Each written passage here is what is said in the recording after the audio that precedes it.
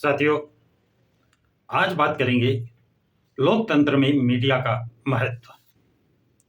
जब राजतंत्र था, उस समय राजाओं के यहाँ राज के भी रहते थे और उनका काम राजाओं की प्रशंसा करना होता था, जिससे प्रसन्न होकर राजा कुछ इनाम दे दिया करता था, जिससे उनका और उनके परिवार का पालन पोषण होता था।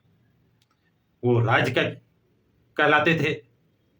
जनसाधारण की भाषा में उनको भाट कहते थे। लेकिन जब हमारे देश में, भारत में लोकतंत्र स्थापित हुआ, संविधान बना, तो कार्यपालिका पहला महत्व मिला, विधायिका, कार्यपालिका, न्यायपालिका और मीडिया। विधायिका का काम था कानून बनाना, कार्यपालिका उसे लागू करना, न्यायपालिका ये देखना कि उस कानून का सही ढंग से पालन हो रहा है नहीं हो रहा है, और मीडिया इन सभी पर निगाह रखना और उसका कहाँ गलत कहाँ सही प्रयोग हो रहा है उसका प्रचार प्रसार करना, समाज को जागरूक करना। लेकिन यह समय के साथ बदलता चला गया। मीडिया सही मुद्दों को उठाना और उनकी बात को रखना, यह मीडिया का काम था। यह मंशा संविधान निर्माताओं की रही। लेकिन कि आज मीडिया क्या निष्पक्षता से उन बातों को उठाती है,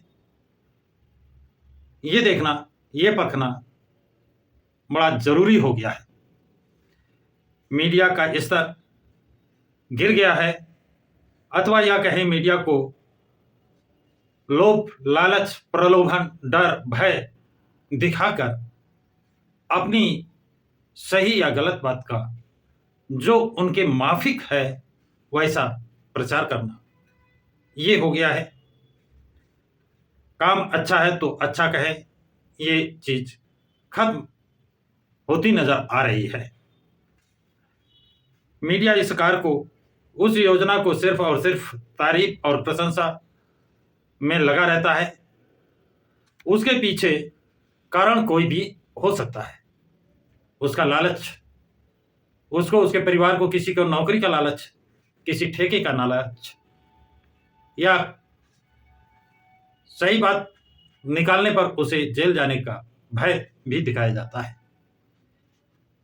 जिससे भयभीत होकर वो सही बात नहीं लिख पाता है और सही बात उठाने से सही जानकारी जनता जनार्दन को देने में असफल हो जाता है और जनता उन सही तथ्यों से अवगत नहीं हो पाती है। ऐसा भी नहीं कि मीडिया में सभी लोग बिकाऊ हो या डरने वाले हो, डरपोक हो। मीडिया में भी ऐसे बहुत लोग हैं जो ना किसी से डरते हैं और ना कोई उनको खरीद सकता है, ना ही डरा सकता है। निर्भीक पत्रकार हैं और वो अपनी निष्पक्षता के लिए, सच्चाई उजागर करने के लिए जाने जाते हैं। लेकिन ऐसे लोगों की संख्या बहुत कम होती है। लेकिन उनको, ऐसे लोगों को सच्चाई के पद से हटा पाना नामुमकिन होता है।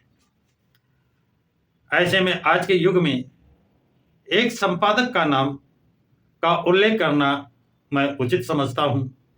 हाँ, आप लोग धैर्य रखें, उनका नाम अभी मैं बता रहा हूं।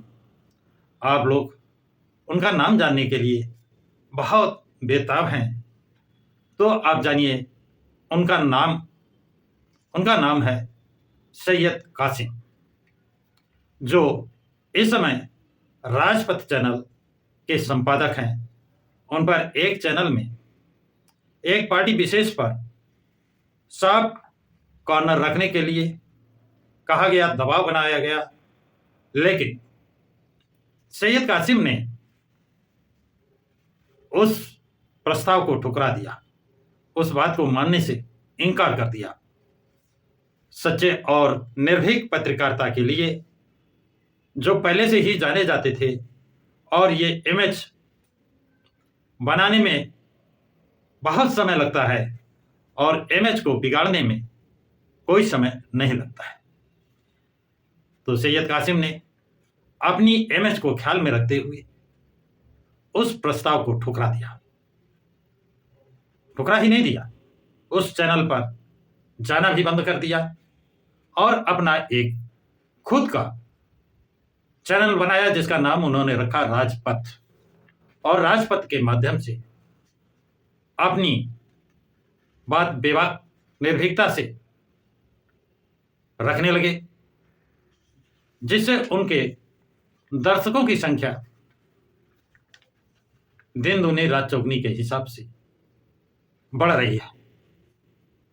ये जब किसी की प्रकृति होते देख जलने वाले जलते ही रहते हैं, उनके साथ भी ऐसा होता होगा, जलने वाले जल रहे होंगे। लेकिन सैयद कासिम अपनी बेबाक निष्पक्षता से बात रखने के लिए पहले से जाने जाते थे और अपने चैनल के माध्यम से अब वो बगैर किसी दबाव के जनता जनार्दन को उस सच्चाई से अवगत करा रहे हैं। अब तो साथियों, हाँ, सैयद कासिम को आप उन्हीं के जवान से सुने कि वो क्या कह रहे हैं।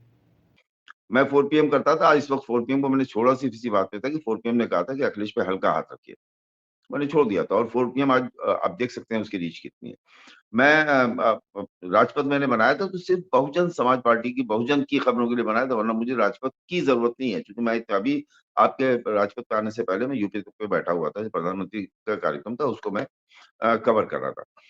तो ये थी कहानी। तो सबसे पहला विरोध आया अरविंद केजरीवाल का। अरविंद केजरीवाल दिल्ली में सीट देना नहीं चाहते, छोड़ना नहीं चाहते, पंजाब में छोड़ना नहीं चाहते और हरियाणा में भी साथ नहीं चाहते। केजरीवाल के बाद दूसरा विरोध आया ममता बनर्जी का। ममता बनर्जी बंगाल की दलित आबादी सबसे ज्यादा जो है, इतनी बड़ी संख्या में SC ST वहां है, उसको लेके वो बहुजन समाज पार्टी की मजबूती से डरती हैं। अगर बंगाल में बहुजन समाज पार्टी को 1 सीट 2 सीट लड़ने को मिल जाती तो ममता बनर्जी के लिए दिक्कत थी, क्योंकि बहुजन समाज पार्टी एक बार जब पैर जमाती है तो उसने वो जो तैयार करती है काडर, वो ममता बनर्जी के काडर से कहीं मजबूत होता है। तीसरा विरोध आया अखिलेश यादव का। अखिलेश यादव उत्तर प्रदेश में साथ तो चाहते थे बहुजन समाज पार्टी का, लेकिन अखिलेश यादव चाहते थे कि हम 65-60 सीटें, जो हमारे पास 62 सीटें हैं, 62 में 40 में हम लड़े और 22 पे बहुजन समाज पार्टी लड़े। ये हो नहीं सकता है कि अखिलेश यादव की पार्टी बहुजन समाज पार्टी से ज्यादा सीटों पे लड़े, उसको कोई जो है उसको स्वीकार न करता कोई।